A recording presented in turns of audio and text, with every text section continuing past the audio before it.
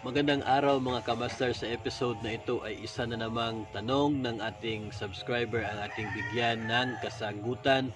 At ang tanong po na ito ay tungkol po sa mga kasalukuyang nakikita at nagre-reflect po na arrears sa mga GSIS loans. Narito po ang kanyang tanong. Master Jet, yung aming arrears po sa GSIS, wala na po bang pag-asa na matanggal po yun kahit na hindi po kami magre-reloan? Hindi pa po ayos ang system ng GSIS? So mga kamaster, kung sa ngayon po ay kayo susubukan po ninyo na mag-open, mag-access ng GSIS GWAPS kiosk o kaya sa eGSIS mo o kaya sa GSIS Touch at sa kahit saan pa mang online platforms ng GSIS, ay makikita po ninyo na hindi po kayo makaka-access dahil nga sa kasalukuyan mga kamaster ay nagkakaroon po ng system upgrading ang GSIS, kung kaya naka-down po ang lahat ng kanilang mga online na mga platforms. So sa mga nadaan po natin videos mga kamaster ay meron po tayong video kung saan ay atin pong ipinaalam sa inyo ay itong ginagawang system upgrading ng GSIS simula po noong Biyernes, December 11. So narito po muli yung notice ng GSIS. GSIS Advisory System Downtime. The GSIS is improving its facilities in order to serve you better. Please be informed that we have scheduled a systems upgrade activity from 8 p.m. of December 11, Friday to 9 p.m. December 13, Sunday. During this period, the following services will not be available: eGSIS Mo, GSIS Touch, GWAPS Kiosks, Web MSP. Please plan your transactions before or after the system downtime to avoid any inconvenience. Thank you for understanding.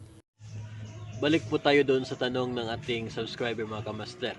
Ito pong ginagawa ngayon ng GSIS na system upgrading ng kanilang iba't ibang online platforms o kaya sa system ng GSIS mismo. Ito po ay maaring ang siyang magiging kasagutan doon po sa mga hinaing at katanungan ng mga GSIS members, borrowers, kung kailan po mawawala yung mga arrears na naka-reflect sa kanilang account dulot po ng loan moratorium. So hindi na po kasi biro itong arrears na ito mga kamaster dahil nga noong Bayanihan 1 ay apat na buwan yung loan moratorium ng GSIS at meron pang karagdagang 2 buwan para po ngayon sa Bayanihan 2. So aabot po ng 6 months ng arrears yung na-reflect sa system o kaya sa account ng iba't ibang GSIS borrowers.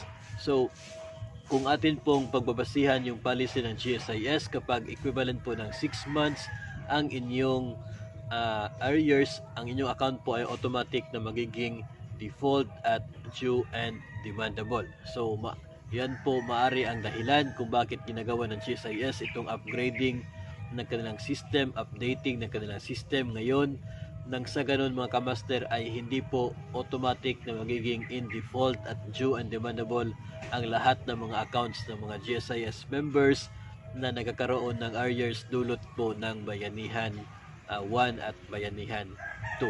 So para po doon sa ating subscriber na nagtatanong kung meron bang pag-asa na mawala itong arrears na ito kahit di sila magre-reloan, inaasahan po natin ma'am, sir, na pagkatapos po ng ginagawang system upgrading ng GSIS simula po mamayang gabi o bukas, sana po ay mawala na talaga yung mga arrears na yon dulot ng loan moratorium dahil nga yung katotohanan ay hindi naman talaga dapat mag-reflect yan as arrears ng inyong dyan sa inyong accounts dahil nga nagkaroon ng loan moratorium at hindi tumanggap ng payment ang GSIS bilang pagsunod po doon sa Bayanihan 1 at Bayanihan 2. So, inaasahan natin mga kamaster na simula po bukas ay lubusan nang magiging updated ang mga loan accounts ng mga GSIS members, borrowers, nang sa ganon ay hindi po aabot sa 6 months ang naka-reflect na arrears sa inyong accounts.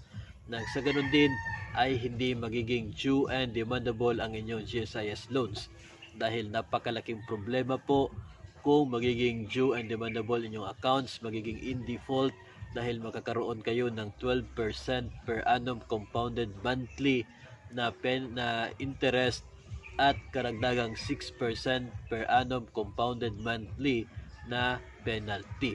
So hindi po yan magiging biro. Kung kaya nga inaasahan natin na sana pagkatapos ng sinasabing upgrading ng GSIS, updating ng kanilang system, ay lubusan nang mawala ang mga arrears dulot ng loan moratorium. So wag lang munang magre-loan sa ngayon mga kamaster hanggat hindi pa po nagiging updated yung lahat ng yan. Nang sa ganun ay magiging clear naman po sa inyong isipan yung magiging totoong status ng inyong GSIS loans dahil yun nga, every month ay priority naman sa deductions itong GSIS, pero bakit nakakaroon ng arrears? Okay, so karamihan kasi yun po ay dulot ng loan moratorium na wala talagang payment na nangyayari. So expected po, inaasahan natin pagkatapos nitong upgrading na to, updating na to, nagiging okay na lahat. At kung hindi man magiging okay, ay talaga magiging problema ito at talagang marami mga members at borrowers ng GSIS ang siguro ay magrereklamo na ng lubos doon sa kanilang Facebook page tungkol po sa mga arrears na to. So, yan po ang ating magiging sagot sa tanong na ipinaabot po sa atin ng ating subscriber kaugnay po doon sa arrears ng GSIS loans na dulot naman po ng loan moratorium. So sana po ay meron kayong natutunan sa ating episode na ito at hanggang sa susunod po nating pagsama-sama sa susunod pa na mga episodes dito sa ating YouTube channel. Keep safe everyone. Mga kamaster, nagustuhan ba ninyo ang ating episode sa video ito? If yes, don't forget to like this video at i-share na rin nang sa ganon ay marami pang mga tao na nangangailangan ng impormasyon ang makakaalam tungkol po dito.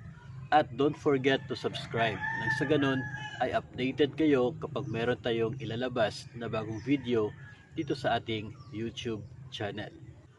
I-like nyo na rin ang ating Facebook page, that is master_jet,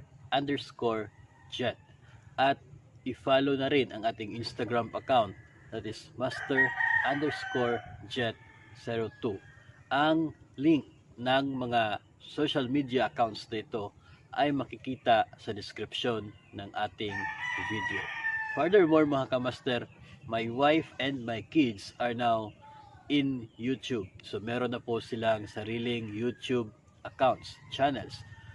Let us help them reach 1,000 subscribers by showing support.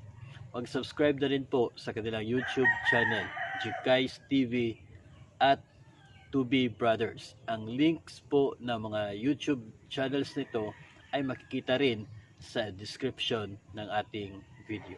Maraming salamat po.